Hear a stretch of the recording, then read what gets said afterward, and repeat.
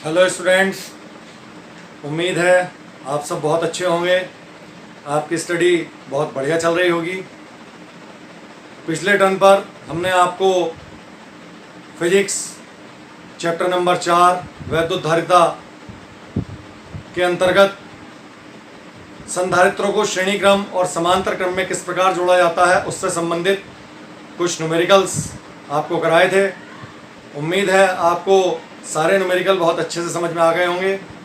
अगर आपको न्यूमेरिकल समझ में आ रहे हैं, आपको हमारी वीडियो पसंद आ रही है, तो आप वीडियो को लाइक ज़रूर करें और चैनल को सब्सक्राइब करें, ताकि जैसे ही कोई नई वीडियो आए वो उसका नोटिफिकेशन आपके पास स्वयं पहुंच जाए। तो इसी क्रम में चलिए आज हम आगे चलते हैं। अब हम आपको इस चैप्टर का सबसे लास्ट टॉपिक कराते हैं, जिसका नाम है वान डे ग्राफ जनित्र। वान डे ग्राफ एक वैज्ञानिक का नाम था। उसने एक जनित्र का आविष्कार किया, तो उसी के नाम पर उसका नाम पड़ गया वान डे ग्राफ जनित्र। जनित्र यानी कि जिसे हम कहते हैं जनरेटर। वास्तव में ये जनरेटर क्या चीज़ होती है आप सभी को पता है, जैसा कि इसका नाम है जनरेटर। जनरेट का मतलब किसी चीज़ को पैदा करने वाला। हम और उस चीज़ को जनरेटर कहते हैं जो किसी भी चीज़ को लगातार उत्पन्न कर सकती है। जैसे आप देखते हैं, आप इसका उपयोग भी करते हैं। आप में से अधिकांश के यहाँ जनरेटर होगा, या कभी कभी विवाह समारोह इत्यादि में आप जनरेटर किराए पर लेकर आते हैं। तो उसे हम जनरेटर क्यों कहते हैं आप सभी को पता है, क्योंकि वो लगातार विद्युत का उत्पादन कर सकता है। इसीलिए हम उसको क्या कहते हैं, विद्युत जनित्र या इलेक्ट्रिक जनरेटर कहते हैं। इसी प्रकार यहाँ पर जो नाम दिया गया है जनित्र, तो ये भी किसी चीज़ का लगातार उत्पादन कर रहा है। तो किस चीज़ का उत्पादन कर रहा है, कैसे ये कार्य करता है, क्या इसकी रचना होती है, आइए जानते हैं इसके बारे में। तो सबसे पहले हम आपको बताते हैं कि वान डे ग्राफ जनित्र क्या है। तो ये क्या है, क्या जनरेट करता है, ये त्वरित कणों को जनरेट करता है। त्वरित कणों को जनरेट करने का मतलब ये आवेशित कणों को त्वरित कर सकता है, अर्थात उन्हें त्वरित करके उत्पन्न कर सकता है, हम ये भी कह सकते हैं। तो क्या है ये, यह एक ऐसा वैद्युत जनित्र है जिसकी सहायता से अति उच्च विभव उत्पन्न करके एक प्रबल वैद्युत क्षेत्र उत्पन्न किया जा सकता है। कितना उच्च विभव, 10 की घात 6 वोल्ट की कोटि का। 10 की घात 6 वोल्ट की कोटि का मतलब 10 लाख वोल्ट की कोटि का विभव उत्पन्न कर सकता है, जिससे एक प्रबल वैद्युत क्षेत्र उत्पन्न हो सकता है। और आप सभी को पता है, उस प्रबल वैद्युत क्षेत्र में यदि किसी आवेशित कण को भेज दिया जाए तो उस पर एक प्रबल बल कार्य करेगा और उसकी वजह से वह कण त्वरित किया जा सकता है। तो वास्तव में सबसे पहले क्या उत्पन्न करता है, ये उत्पन्न करता है एक प्रबल विभव। तो इसीलिए आपको अभी मैंने बताया, चूंकि वह प्रत्येक युक्ति जो किसी ना किसी चीज को लगातार उत्पन्न कर सकती है जनित्र कहलाती है, इसीलिए इसका नाम पड़ा जनित्र। चूंकि वान डे ग्राफ ने बनाया इसलिए इसका पूरा नाम हो गया वान डे ग्राफ जनित्र। तो शॉर्टकट में हम कह सकते हैं कि वान डे ग्राफ जनित्र क्या है। वान डे ग्राफ जनित्र वह युक्ति है जिसके द्वारा हम आवेशित कणों को त्वरित कर सकते हैं। अब बात आती है यह किस सिद्धांत पर कार्य करता है। तो देखिए, इसके दो मुख्य सिद्धांत हैं। नंबर 1, किसी आवेशित चालक से वायु में वैद्युत विसर्जन उसके नुकीले सिरों द्वारा प्राथमिकता से होता है। नुकीले सिरों द्वारा प्राथमिकता से होने का मतलब है तेजी से होता है। जैसे क्या आपने कभी सोचा है कि मंदिर के ऊपर अधिकांशतः आपने देखा होगा, मंदिर की जो ऊपर की डोम बनाई जाती है, बुर्ज बनाया जाता है, उसके ऊपर हमेशा एक त्रिशूल लगा दिया जाता है। क्या आपने कभी सोचा मस्जिद की जो मीनार बनाई जाती है उसके ऊपर हमेशा एक चांद तारा क्यों लगा देते हैं? क्या आपने कभी सोचा ये जो बहुत बड़ी बड़ी ऊंची ऊंची बिल्डिंगें बनाई जाती हैं, इसका ऊपरी माला जो सबसे ऊपरी तल होता है उसको अधिकांशतः अनफिनिश्ड मतलब यानी कि पूरी तरह से बनाकर नहीं छोड़ा जाता, उसे आधा अधूरा। आधा अधूरा का मतलब आप देखेंगे उसमें जगह जगह ऊपर पिलर के सरिये निकले हुए छोड़ दिए जाते हैं। हम उन्हें पूरी तरह से ढकते क्यों नहीं है? उसका कारण यही है कि किसी आवेशित चालक से वायु में वैद्युत विसर्जन उसके नुकीले सिरों से बहुत तेजी से होता है। आपने देखा होगा कभी कभी विद्युत गर्जन होता है। ये जो तड़ित गर्जन होता है, थंडर लाइटनिंग होती है, इसकी वोल्टेज बहुत हाई होती है। आपने देखा भी होगा, यदि किसी भवन पर गिर जाए, किसी व्यक्ति पर गिर जाए तो उसे मिनटों सेकंडों में ये नष्ट कर सकती है। तो उसी से बचाव के लिए बड़ी बड़ी बिल्डिंगों को ऊपर से अनफिनिश छोड़ दिया जाता है। मंदिर के बुर्ज के ऊपर त्रिशूल लगा दिया जाता है, मस्जिद के ऊपर चांद तारे लगा दिए जाते हैं, क्योंकि आपने देखा जो त्रिशूल लगाया जाता है उसके जो सिरे होते हैं वो बहुत नुकीले होते हैं, बहुत नुकीले होते हैं, तो उनसे विद्युत विसर्जन बहुत प्राथमिकता से यानी बहुत तेजी से होता है। जब विद्युत गर्जना होती है तो त्रिशूल की जो नुकीले सिरे होते हैं उनका आवेश पृष्ठ घनत्व बहुत अधिक होने के कारण, क्योंकि त्रिज्या जितनी कम होगी उनका आवेश पृष्ठ घनत्व उतना ही अधिक होगा, और आवेश पृष्ठ घनत्व अधिक होने के कारण वो अपने ऊपर बहुत अधिक आवेश संचित कर सकते हैं, और कहीं ना कहीं उस त्रिशूल का संबंध हम पृथ्वी से करे रखते हैं तो वह सारा आवेश पृथ्वी में जाकर निरावेशित हो जाता है और हमारा भवन या हमारी ऊंची ऊंची इमारतें सुरक्षित बच जाती हैं। तो देखिए किस प्रकार से हम आपको कह रहे हैं, हम कैसे यह बता सकते हैं कि आवेश पृष्ठ घनत्व त्रिज्या के व्युत्क्रमानुपाती होता है, क्योंकि त्रिज्या जितनी कम होगी आवेश पृष्ठ घनत्व उतना अधिक होगा। आइए हम आपको इसे सिद्ध करके दिखाते हैं। देखिए, माना किसी गोले की त्रिज्या स्मॉल आर व उसको दिया गया आवेश स्मॉल क्यू है, तो इसको आवेशित करने के कारण इसके विभव में होने वाली वृद्धि आपने पहले ही पढ़ा है। ये सबसे स्टार्टिंग में इस चैप्टर के आपको बताया गया था कि आवेश विभव वृद्धि के समानुपाती होता है। तो जब आप आवेश दे रहे हैं तो इसका मतलब उसके विभव में वृद्धि हो रही है, और आपने सभी ने पढ़ा है किसी भी चालक के विभव में होने वाली वृद्धि होती है 1/4πε0 Q/r, अर्थात उतनी जितनी के एक बिंदु आवेश के कारण होती है।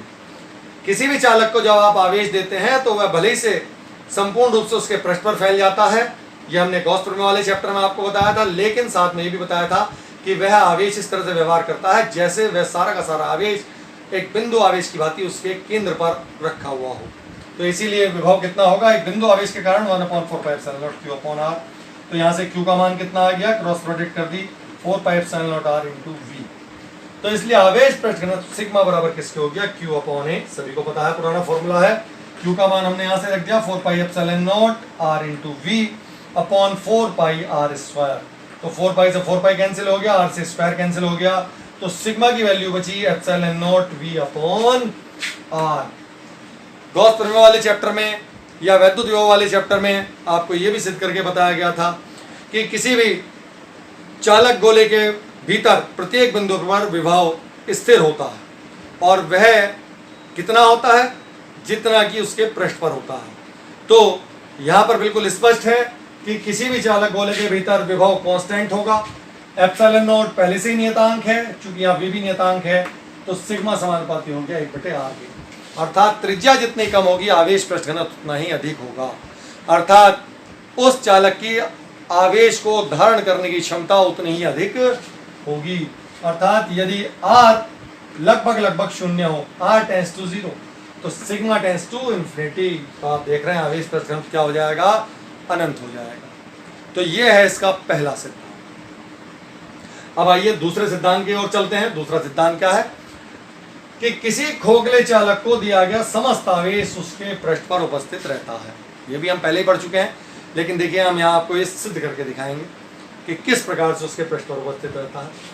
मान लीजिए यहाँ पर हमने दो संकेंद्री खोखले गोले ले लिए, एक गोला है ए, दूसरा गोला है B। माना ए की त्रिज्या स्मॉल r और बी की त्रिज्या है कैपिटल R। माना ए को दिया गया आवेश स्मॉल q और बी को दिया गया आवेश कैपिटल Q, दोनों आवेश धनात्मक है। माना हमने इन दोनों गोलीय कोश को एक चालक तार द्वारा, पतले चालक तार द्वारा जोड़ दिया।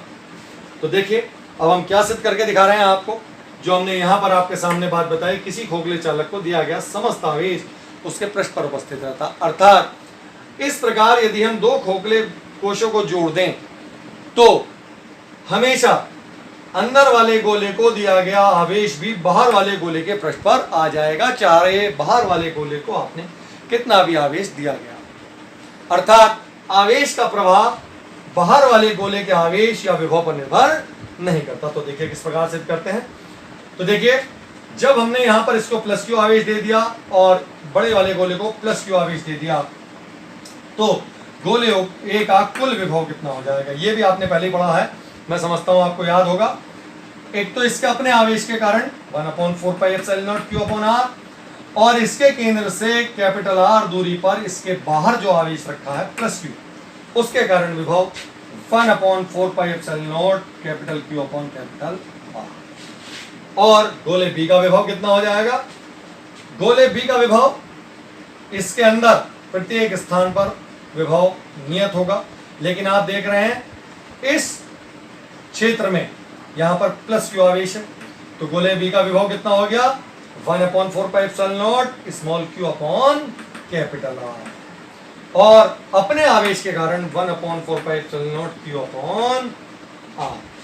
तो इन दोनों गोलों के विभव में कितना अंतर हो गया, अर्थात विभवांतर कितना हो गया, तो निकालते हैं VA माइनस VB।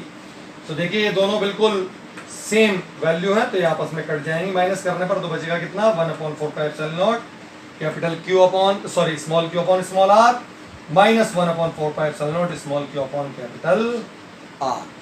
तो बराबर यहां से कांस्टेंट आ गया आपका, कॉमन आ गया, सॉरी कांस्टेंट नहीं कॉमन, क्यू अपॉन 4πε0 आर, तो वैल्यू क्या बची 1/r माइनस 1 कैपिटल आर।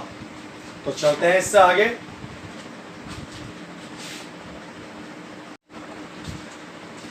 तो देखिए स्टूडेंट्स, ये हमने निकाला दोनों गोलों के बीच विभवांतर। तो इस समीकरण से हमें क्या क्या बात पता चलती है। नंबर 1, देखिए यहां पर जो कैपिटल आर है ये स्मॉल आर से बड़ा है, तो जब कैपिटल आर स्मॉल आर से बड़ा है तो VA माइनस VB कैसी क्वांटिटी होगी, पॉजिटिव होगी। पॉजिटिव का मतलब कि VA माइनस VB का मान हमेशा 0 से अधिक होगा, और यदि Q पॉजिटिव हो गया तो इसका मतलब क्या है कि VA VB से अधिक है और Q पॉजिटिव है, तो जो अंदर वाला गोला है वो सदैव उच्च विभव पर रहेगा, और अंदर वाला गोला उच्च विभव पर है और बाहर वाला गोला यानी क्या हो गया निम्न विभव पर हो गया। तो इसका मतलब ये हुआ कि आवेश का जो प्रवाह होगा वो सदैव अंदर वाले गोले से बाहर वाले गोले की ओर, क्योंकि आप सभी को पता है आवेश का प्रवाह हमेशा उच्च विभव वाले सिरे से निम्न विभव वाले सिरे की ओर होता है, अर्थात आवेश सदैव अंदर वाले गोले से बाहर वाले गोले पर स्थानांतरित होगा। दूसरी चीज आप देख रहे हैं इस समीकरण से, V का मान कहीं पर भी कैपिटल Q पर निर्भर नहीं करता, अर्थात बाहर वाले गोले के आवेश पर निर्भर नहीं करता। तो VA माइनस VB बाह्य गोले के आवेश पर निर्भर नहीं करता, अर्थात चाहे बाहर वाला गोला धनावेशित हो या ऋणावेशित हो या अनावेशित हो, सदैव अंदर वाला गोला ही उच्च विभव पर होगा। अर्थात कहने का मतलब यह है कि यदि दोनों चालक गोलों को हम तार द्वारा जोड़ दें तो सदैव आवेश का प्रवाह अंदर वाले गोले से बाहर वाले गोले की ओर ही होता रहेगा।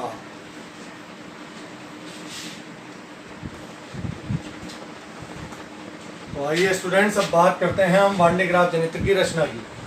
तो देखिए जैसा कि आप चित्र में देख रहे हैं, यहाँ एक धातु का खोखला गोला है जिसका हमने एक नाम दे दिया S। धातु का खोखला गोला दो विद्युत रोधी स्टैंडों के ऊपर लगा हुआ है। एक विद्युत रोधी स्टैंड का हमने नाम दिया है A और दूसरे विद्युत रोधी स्टैंड का हमने नाम दिया है B।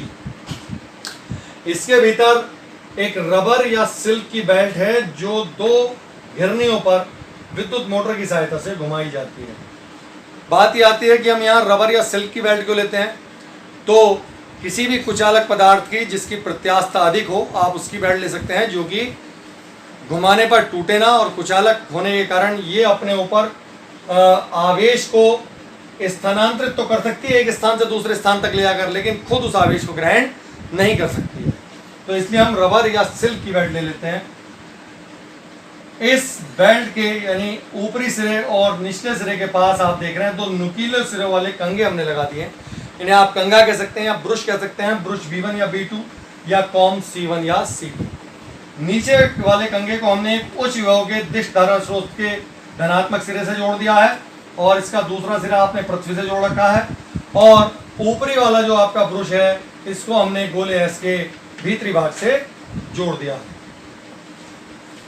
इसके मध्य भाग में आप देख रहे हैं कि विसर्जन नलिका लगी हुई है जो बिल्कुल इस बेल्ट के समांतर है, जिसका ऊपरी सिरा गोले के केंद्र के पास है, और इस गोले के केंद्र पर ही आयन स्रोत रखा होता है। तो देखिए रचना बिल्कुल स्पष्ट ही है।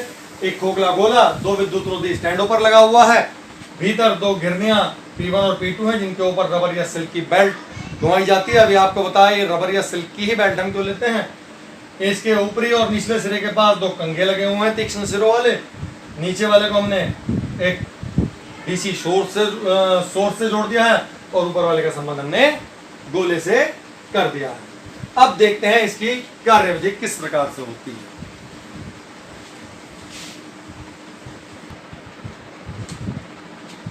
तो आइए स्टूडेंट देखते हैं इसकी कार्यविधि। देखिए कार्यविधि बिल्कुल सरल है। जब हम इस ब्रुश B1 को, जो नीचे लगा हुआ ब्रुश है, हमने इसको एक उच्च विभव वाले दिश धारा स्रोत से जोड़ दिया है। तो जब हम इसे उच्च विभव देते हैं तो उच्च विभव देने पर इसके नुकीले सिरों पर धन आयन उत्पन्न हो जाते हैं। तो उन धन आयनों तथा इसके नुकीले सिरों के बीच प्रतिकर्षण के कारण, क्योंकि जब इस पर और नए धन आयन उत्पन्न होंगे तो वो पहले से उत्पन्न धन आयनों को प्रतिकर्षित करेंगे। तो उस प्रतिकर्षण के कारण ये पहले वाले धन आयन इस बेल्ट पर चले जाते हैं, और चूंकि ये बेल्ट ऊपर की ओर घूम रही है तो इसकी सहायता से ये ऊपरी ब्रुश B2 के नुकीले सिरों तक पहुंच जाते हैं। बार बार यही क्रिया चलती रहती है। प्रतिकर्षण के कारण नए धन आयन यहाँ पहुंचते रहते हैं और ऊपर जाते रहते हैं, और उस ऊपर वाले ब्रुश B2 के नुकीले सिरों द्वारा ये एकत्र कर लिए जाते हैं। पुनः नीचे से ये बेल्ट दोबारा नए धन आयन लेकर जाएगी और ब्रुश B2 द्वारा ये दोबारा एकत्र कर लिए जाएंगे, और ये ब्रुश B2 इन धन आयनों को इस गोले के बाहरी पृष्ठ पर स्थानांतरित करता रहेगा। इस प्रकार निरंतर गोले के बाहरी पृष्ठ को धनावेश मिलता चला जाएगा, जिससे इसका विभव बढ़ता चला जाएगा, और एक समय ऐसा आ जाएगा कि इसका विभव बहुत अधिक हो जाएगा। उस समय इस गोले के आसपास की जो वायु है, उस निकटवर्ती वायु में इस धनावेश का क्षरण हो जाएगा। इस धन आवेश के क्षरण से इस आवेश के बढ़ने से पास की जो वायु है उसकी परावैद्युत सामर्थ्य टूट जाती है और इस आवेश का वायु में क्षरण हो जाता है। जितना वायु में आवेश का क्षरण होगा, उस क्षरण होने की दर इस गोले पर स्थानांतरित आवेश की दर के बराबर होगी। अर्थात कहने का मतलब यह है कि जितना आवेश ये गोला इस ब्रुश B2 से एकत्र करता रहेगा, उतना ही आवेश वायु में क्षरण होता चला जाएगा।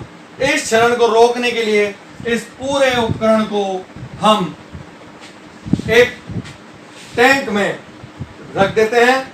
उस टैंक में उच्च दाब पर वायु भरी होती है और उसका संबंध, उस टैंक का संबंध भी पृथ्वी के साथ कर दिया जाता है। तो इस प्रकार मैं समझता हूं अब आपको इसकी रचना और कार्यविधि और सिद्धांत स्पष्ट रूप से समझ में आ गया होगा। बहुत इंपॉर्टेंट क्वेश्चन है।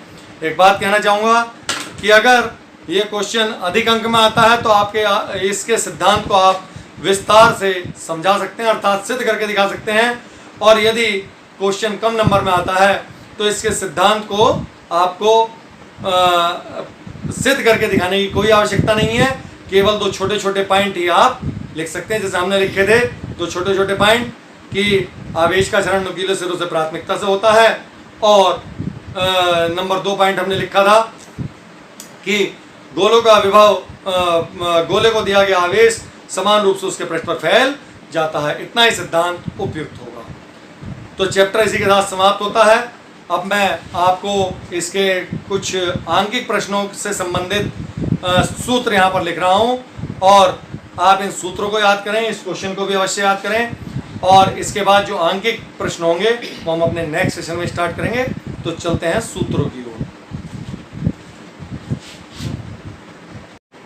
तो आइए स्टूडेंट्स, अब चलते हैं हम सूत्र पर इस चैप्टर के। तो फॉर्मूला नंबर 1, किसी भी चालक की धारिता C बराबर Q/V। आपको पता ही है Q किसे कहते हैं, चालक को दिया गया आवेश, और V कहते हैं चालक के विभव में होने वाली वृद्धि को। गोलीय चालक की धारिता C बराबर 4πε0r। R है यहाँ पर चालक की त्रिज्या, और ε0 आपको पता ही है क्या होता है, माध्यम वायु या निर्वात की वैद्युतशीलता। समांतर प्लेट संधारित्र की धारिता C बराबर K∈0A/d। के परावैद्युत पदार्थ का परावैद्युतांक, जो आपने प्लेटों के बीच परावैद्युत पदार्थ भरा है। A प्लेटों का प्रभावी क्षेत्रफल, और D दोनों प्लेटों के बीच की दूरी। प्रभावी क्षेत्रफल आप समझ ही गए होंगे, आपको एक न्यूमेरिकल कराया था, अगर आपको याद हो, छोटा सा न्यूमेरिकल करके बताया था कि दोनों प्लेटों का वह क्षेत्रफल जो एक दूसरे के आमने सामने हो। अगर आपको ध्यान ना हो तो मैं एक बार दोबारा रिपीट कर देता हूँ कि इस प्लेट का क्षेत्रफल A1 और इस प्लेट का क्षेत्रफल A2 है, तो इस समांतर प्लेट संधारित्र की धारिता कितनी होगी, K∈0A2/d, अर्थात यह है प्रभावी क्षेत्रफल। तो इसलिए मैंने लिखा है कैपिटल ए प्रभावी क्षेत्रफल। समांतर प्लेट संधारित्र की धारिता जबकि प्लेटों के बीच आंशिक रूप से परावैद्युत पदार्थ भरा है, epsilon not a upon D minus T plus P upon के। यहाँ टी का है परावैद्युत पट्टी की मोटाई। संधारित्र की स्थितिज ऊर्जा 3 फॉर्मूले हैं, half Q V, half C V square और क्यू स्क्वायर अपॉन 2c। जो भौतिक राशि आपको दी गई है उसके अनुसार ही हम फॉर्मूले का चयन करके उसको लगा सकते हैं। नेक्स्ट है संधारित्र की प्लेटों के बीच ऊर्जा घनत्व स्मॉल यू बराबर यू बटे वी, अर्थात एकांक आयतन की स्थितिज ऊर्जा। यू क्या है स्थितिज ऊर्जा और वी यहाँ पर है प्लेटों के बीच के स्थान का आयतन। या ये फॉर्मूला सिद्ध करके आता है हाफ के एप्सिलॉन नॉट ई स्क्वायर, प्लेटों के बीच वैद्युत क्षेत्र की तीव्रता। ये सूत्र मैं आपको सिद्ध करके नहीं दिखा पाया अभी तक, ध्यान से उतर गया था। अब न्यूमेरिकल जो फॉर्मूले हैं उनके बाद ही मैं आपको ये सूत्र अभी तुरंत सिद्ध करके दिखाता हूं और अपने इस चैप्टर को पूरी तरह से समाप्त करता हूं। नेक्स्ट तुल्य धारिता श्रेणी क्रम में 1/CS एस लगाया हमने फॉर सीरीज, सीरीज मतलब श्रेणी, 1/C1 plus 1/C2 plus 1/C3 plus 1/C4 and so on. अगर केवल 2 संधारित्र हो तो ये फॉर्मूला हम ये डायरेक्ट यूज कर सकते हैं, CS = C1 C2 upon C1 plus C2। और अगर सारे संधारित्र समान धारिता के हों तो आपको बताया था फॉर्मूला होता है C/N। इसी प्रकार समांतर क्रम के लिए CP, P for parallel, parallel मतलब समांतर, C1 plus C2 plus C3 and so on. और समान धारिता के इन संधारित्रों के लिए CP बराबर आता है NC। तो इस चैप्टर के सारे न्यूमेरिकल इन्हीं सूत्र पर आधारित हैं। और आइए अब मैं आपको चैप्टर का अंतिम टॉपिक अर्थात इस सूत्र को आपको सिद्ध करके दिखाता हूं। ज्यादा इंपॉर्टेंट तो नहीं है लेकिन फिर भी जानकारी होनी चाहिए कि किस तरह ये सूत्र आया या किस तरह नहीं आया। ठीक है, चलिए करते हैं इस सूत्र को।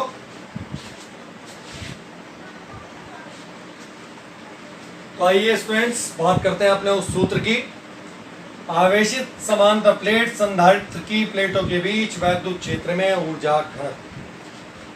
तो सबसे पहला क्वेश्चन यहाँ ये बनता है कि प्लेटों के बीच संचित ऊर्जा किस रूप में तथा कहाँ रहती है। ये क्वेश्चन 1 नंबर में आया भी है कि आवेशित संधारित्र की स्थितिज ऊर्जा कहाँ व किस रूप में संचित होती है। तो देखिए बिल्कुल सीधा सा जवाब उसका यहाँ पर है जो हमने आपके सामने लिख भी रखा है कि प्लेटों के बीच वैद्युत क्षेत्र में ऊर्जा घनत्व। इसका मतलब समांतर प्लेट संधारित्र की वैद्युत स्थितिज ऊर्जा कहाँ रहती है, प्लेटों के बीच रहती है। और किस रूप में रहती है, वैद्युत क्षेत्र के रूप में रहती है। तो एक क्वेश्चन का आंसर तो हमें आप में ये मिल गया। अब दूसरी बात आती है ऊर्जा घनत्व किसे कहते हैं। तो ऊर्जा घनत्व क्या होता है, प्लेटों के बीच प्रति एकांक आयतन में संचित वैद्युत स्थितिज ऊर्जा, अर्थात कैपिटल U बटे V। कैपिटल U क्या है, वैद्युत स्थितिज ऊर्जा, और V क्या है, प्लेटों के बीच के स्थान का आयतन। तो प्लेटों के बीच प्रति एकांक आयतन में संचित वैद्युत स्थितिज ऊर्जा को ही हम संधारित्र का ऊर्जा घनत्व कहते हैं। देखिए कैसे हम सिद्ध करते हैं, बहुत साधारण सा सिद्ध करना है इसका। आप सभी को पता है प्लेटों के बीच स्थितिज ऊर्जा कितनी होती है, हाफ CV स्क्वायर होती है। तो यहाँ हम C का मान रख देंगे और V का मान रख देंगे। यहाँ आप कंफ्यूज ना हो, ये V है प्लेटों के बीच के स्थान के आयतन के लिए, और वो जो हम बात कर रहे हैं हाफ CV स्क्वायर वो है प्लेटों के बीच विभवांतर। ठीक, तो देखिए सबसे पहले हम यहाँ लिखते हैं समांतर प्लेट संधारित्र की धारिता का सूत्र। तो C बराबर कितना होता है, K epsilon not A upon D। ये क्या है आप सभी को पता है, प्लेटों के बीच के परावैद्युत पदार्थ का परावैद्युतांक, एप्सिलॉन नॉट वायु निर्वात की वैद्युतशीलता, A प्रत्येक प्लेट के अनुप्रस्थ काट का क्षेत्रफल और D दोनों प्लेटों के बीच की दूरी। अब हमने आपको बताया था सबसे पहले हम U का मान निकालेंगे। तो U बराबर होता है हाफ CV स्क्वायर। तो C का मान हम यहाँ लिख चुके हैं, तो यहाँ से आप C का मान यहाँ रख देंगे तो हो जाएगा half K epsilon not A upon D into V square. ये भी है विभव, प्लेटों के बीच का विभवांतर। और आप सभी को पता है विभव प्रवणता के सूत्र से प्लेटों के बीच वैद्युत क्षेत्र की तीव्रता होती है E बराबर V इंटू D। तो विभवांतर हो जाएगा V बराबर E इंटू D। मैं फिर से आपको रिपीट कर दूं, आप बिल्कुल कंफ्यूज ना हो। या आप ऐसा कर सकते हैं, यहाँ पर इस V की जगह रख सकते हैं V डैश। V डैश क्या है, प्लेटों के बीच स्थान का आयतन। लीजिए आपकी कंफ्यूजन दूर कर देते हैं, कभी आप दोनों V में कंफ्यूज हो जाएं ये भी है, आपको सामने लिखी रखा है प्लेटों के बीच विभवांतर, तो कंफ्यूज ना हो। अब आप एक जगह हमने इसीलिए कर दिया v डैश और दूसरी जगह कर दिया हमने v, तो v बराबर आ गया e इंटू डी, तो यहाँ पर हम v का मान रख देते हैं, v का मान रखेंगे तो आ जाएगा e square into D square, D square से d कैंसिल हो जाएगा, तो ये आ गया हाफ के एप्सिलॉन नॉट, a को हम ले गए d के साथ और e स्क्वायर को हम यहाँ लिया है के epsilon naught e square a into D. तो इसलिए ऊर्जा घनत्व u बराबर u बटे v डैश, आयतन, आयतन बराबर किसकी होती है आप सभी को पता है, लंबाई गुणा चौड़ाई गुणा ऊंचाई, या आप लिख सकते हैं क्षेत्रफल गुणा ऊंचाई या क्षेत्रफल गुणा प्लेटों के बीच की दूरी। तो क्षेत्रफल है a और बीच की दूरी है d, तो ad से ad कैंसिल हो गया, तो यहाँ ऊर्जा घनत्व का सूत्र आ गया हाफ के एप्सिलॉन नॉट e स्क्वायर, जो अभी आप पीछे फॉर्मूलाज में पढ़ के आए थे।